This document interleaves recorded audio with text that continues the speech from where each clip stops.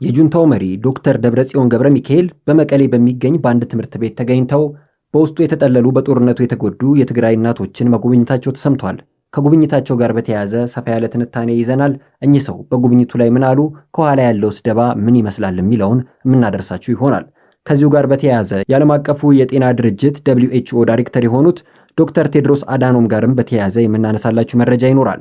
ሰውየው ኢትዮጵያን ወክለው ወደዚህ ዓለም አቀፍ ተቋም ከገቡ በኋላ ብዙ ስራዎችን ሲሰሩ እንደቆዩ ይታወቃል። ነገር ግን የህግ ማስከበር ዘመቻው ከተጀመረ በኋላ ለህወሓት ሽንጣቸውን ገትረው ሲከራከሩ ተመልክተናል። ከሰሞኑ ደግሞ የትግራይ እናቶች እያለቀሱ በሚገኙበት በዚህ ወቅት እሳቸው አንድ አነጋጋሪ ድርጊትን ከውነዋል። ከዚህ ጋር በተያያዘም የምናነሳላችሁ መረጃ ይኖራል። አብራችሁን እንድትቆዩ ግብዣችን ነው። ወደ ዝርዝር መረጃዎቹ እናልፋለን።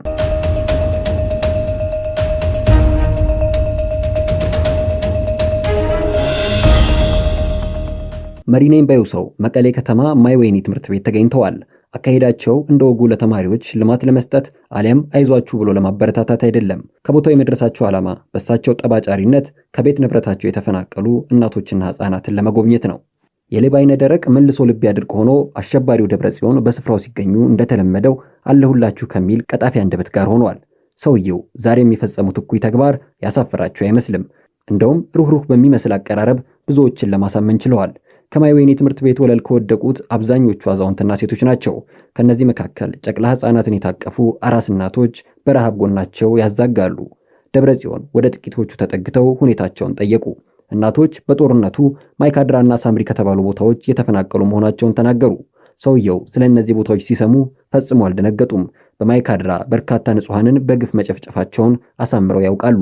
ስለሆነው እኩይ ድርጊት ሁሉ እሳትና ክብሪቶቹ እሳቸውና መሰሎቻቸው ናቸው። እውነታውን እንዳልነበር ርቀው ገሸሽ ያደረጉት ደብረጽዮን በትሁት ገጽታ ተፈናቃይ እናቶችን ማናገር ይዘዋል።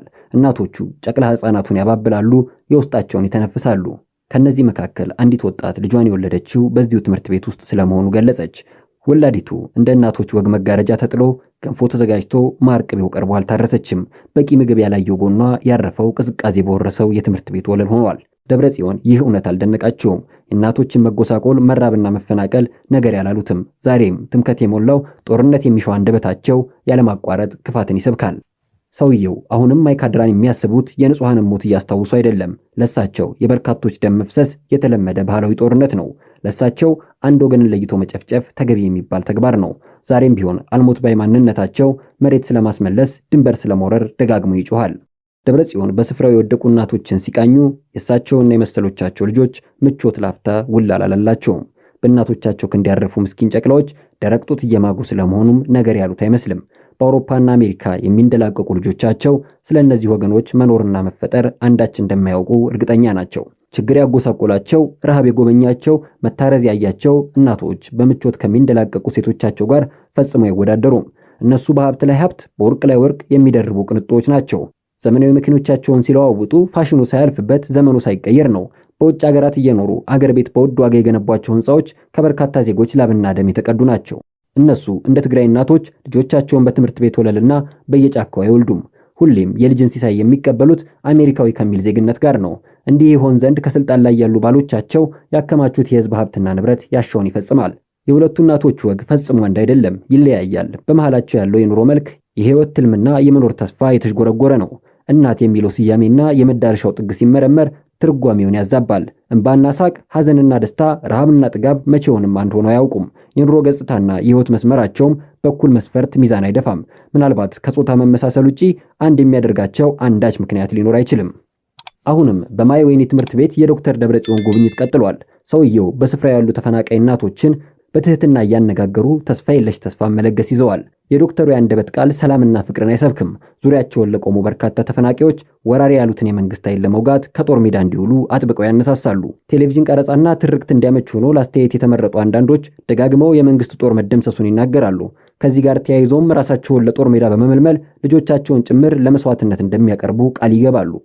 ዶክተሩ እንሞትላችኋለን ለሚሏቸው የትግራይ ህዝቦች ደጋግመው የጦርነትና የውጊያ ታሪክን ይሰብካሉ። የትግራይ እናት ልጇን ለማስገደል በእጩነት እንድታቀርብ ከግዴታ ሲጥሏትም በእሳቸው መሪነት የተፈጸመን ግፍ ሸምጥጠው በመካድ ነው። አንዳንድ እናቶች መሪያችን የሚሏቸውን ሰው ስብከት ተከትለው ለወደመው መሰረተ ልማት የኢትዮጵያን መንግስት ተጠያቂ ያደርጋሉ። ይህን አባባል ከልብ የሚሹ የስፍራው አሳሳቾችም ቃላቸውን አድምጠው ልጆቻቸውን ለሞት እንዲገብሩ ቃል ያስገባሉ። እነሆ አሁን የትግራይ እናቶች ለጦርነቱ የልጅ ግብር ይዘዋል። ይህ እንዲሆን ግዳጅ የጣሉባቸው የህወሓት አመራሮች የእነሱን ልጆች ባህር ማዶ ካሸሹ ቆይተዋል። በደሃዋ እናት ልጆች የደም ጦርነት ጨዋታ የጀመሩት ህወሓቶች ዕለት በዕለት የሚማግዷቸው ህፃናት ስቃይና መከራ ላፍታ አሳስቧቸው አያውቅም። ከ45 ዓመታት በፊት ህወሓት ትግል ሊጀምር ብሎ ሲነሳ ምክንያትና ሰበቡ የትግራይ ህዝብ ነጻነት ነበር። ስልጣኑን ከደርግ ተረክቦ በቆየባቸው 27 ዓመታት ግን ከህዝቡ ነጻነትን ይሉት ታሪክ ገፈፈ። ስልጣኑን መከታ አድርጎም የግል ጥቅሙን አሳደደ። ከህዝብ በሚዘርፈው አንጡራ ሀብት የባለስልጣናቱን ኑሮ አዘመነ። ዛሬ በአውሮፓና አሜሪካ የሚንፈላሰሱ የባለስልጣናት ሚስትና ልጆች ካሉበት ሆነው አገር ለማፍረስ ይተጋሉ። ይህን ሲፈጽሙ አገር ቤት ለሚገኙ ድሃ ወገኖቻቸው በረሃብ አለንጋ ለሚቀጡ ጨቅላዎች ደንታ ኑሯቸው አያውቅም። እነሱ በኢትዮጵያ ሀብትና ንብረት እየተማሩ በዘመናዊ ኑሮ ይንፈላሰሳሉ። የድሃውን ልጅ ለሳት እየማገዱ በዶላር ይጫወታሉ። ትግራዋይ አደይ መከራና ችግር፣ ጦርነትና ስደት ለሷ ብቻ የተሰጡ እስኪመስል ተቀብለው እንድትኖር ግዳጅ ተጥሎባታል። ዛሬ በትግራይ ምድር ልጆችን ማስተማር፣ መዳርና መኳል፣ ለወግ ማድረግ ማብቃት ኖር ሆኗል። እያንዳንዷ እናት የወለደችውን ልጅ ለጦርነት እሳት እንድትማግድ ግድ ይላታል።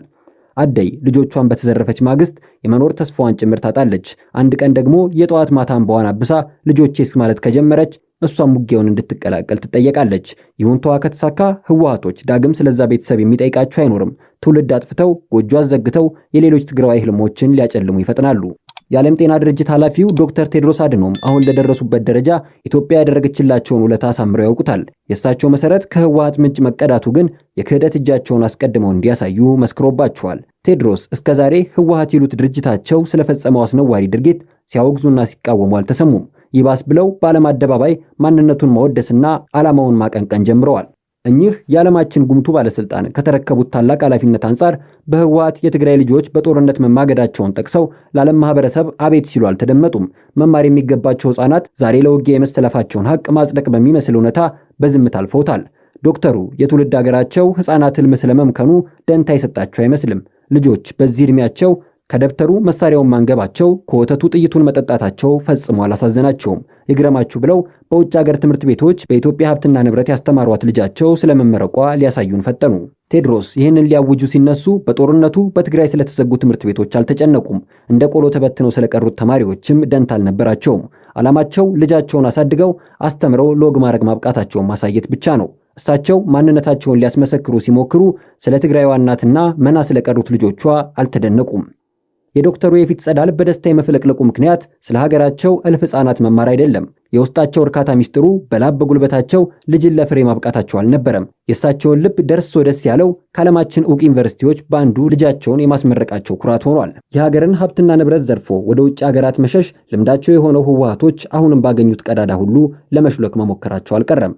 የሰላም ማስከበሩ ሂደት ከተጀመረ በኋላ አንገታቸው የተያዘው ርዝራዦች በየአጋጣሚው ድንበር ለማቋረጥ ሲሞክሩ ተይዘዋል።